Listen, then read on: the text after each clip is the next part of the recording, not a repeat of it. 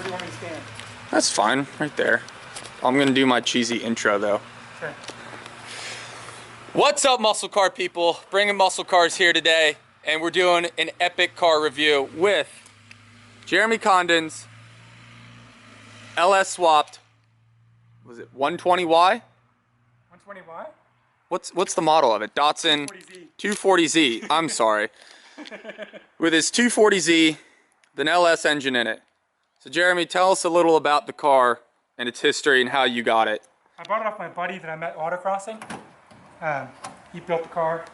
I used to autocross in Miata. He brought this out, and I said to him, hey, if you ever want to sell that, can I have dibs? And he's like, I'm never selling this car, ever. And I said, well, just keep me in mind. And he said, okay, well. But then he decided to go travel full-time with his family. And then he called me a couple days later. He said, yeah, I thought about it. I don't want this car to sit. I think you'd make a good owner, so if you want it, it's yours. And I was like, done. Had to get rid of my Corvette at the time. I had a C5 C06. Got rid of that, so I've been enjoying this for about 2.5 years now. So that's the backstory of it. And I basically just been trying to maintain the thing. A lot of things break on it frequently. But I really, really enjoyed it. I probably put about 1,000 miles a year on this. Maybe 1,500 miles a year on this. And it has a 6.2 liter GM crate engine. Right. Estimated 525 horsepower, and the car weighs how much? It weighs 2,600 pounds, and it has a just a slight rear weight bias. So it's actually a little bit heavier in the rear than in the front. So the original inline six was a really long and high cast iron block engine. It sat way out here, so it was nose heavy. This actually sits lower in the chassis and farther back, and makes the weight distribution actually better than it was with the inline six in it. So we really gained a minuscule amount of weight, if any, from the engine, and then it had better weight distribution. So this is why so many people LS swap these. It's perfect. And you can see how much room in there. It fits perfectly. Yeah, and it's on Koyo Proxies, some nice sticky R compound tires, and the paint's pretty flawless. Yeah, it's got some flaws, but that's a... Well, for what year is it? The 1972. For a 1972 Datsun, it's pretty good. Not too shabby. Some flaws, but they're about as far. And so tell us, the reason we're doing the review today is because this is the final ride for this car. That's it. So tell us why you decided to sell and move on, and what it's like owning an LS powered Datsun 240. It was not for sale. Somebody approached me and asked me if they wanted to buy, if I would sell it, and they said they wanted to buy it. I said, you know, anything's for sale, you know, for the right price. And I have like what I call a rotating collection. I love cars, but I just can't afford to keep them all. So it's an experience. I enjoy the experience as much as the drive. So he gave me a number that was not too shabby. So I took that, and you know, it's really awesome car. I love it, but it's hard to. It's like a supermodel. It's hard to live with the car. You can't drive it in the rain. There's no wipers. The tires are, questionable in the rain. The alignment's really aggressive for the rain.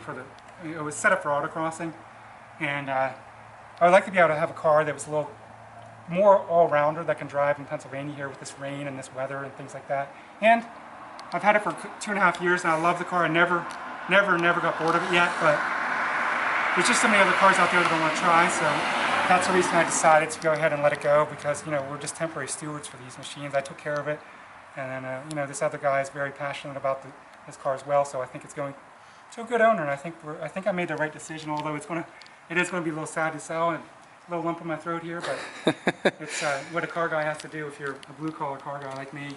Going all the way to California today. Yep. Well, it's going to Maryland and getting on a truck and shipping out to California tonight.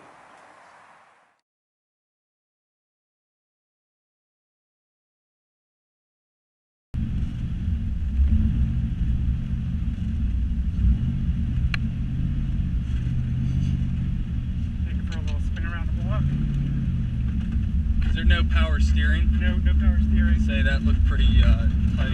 Once you get going, it's not terrible. It's not bad once you get going. Yeah. But the no power brakes, no power steering. It's kind of very much a raw experience.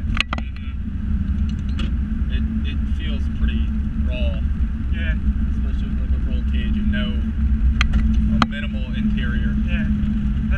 love about it. I love the way it's just a raw experience. You don't have to worry about too many extraneous things you don't need. Yeah.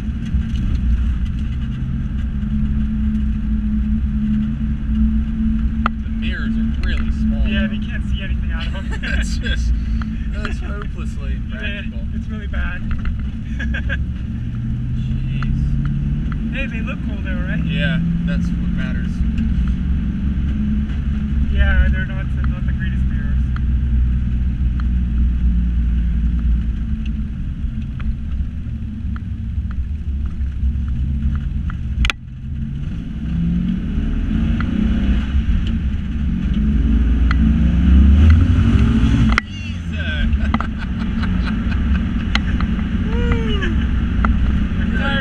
Tires are a little cold. God, a little bit, yeah. That's your second gear, moderate pull there. Jeez. But yeah, it's really fast. Yeah.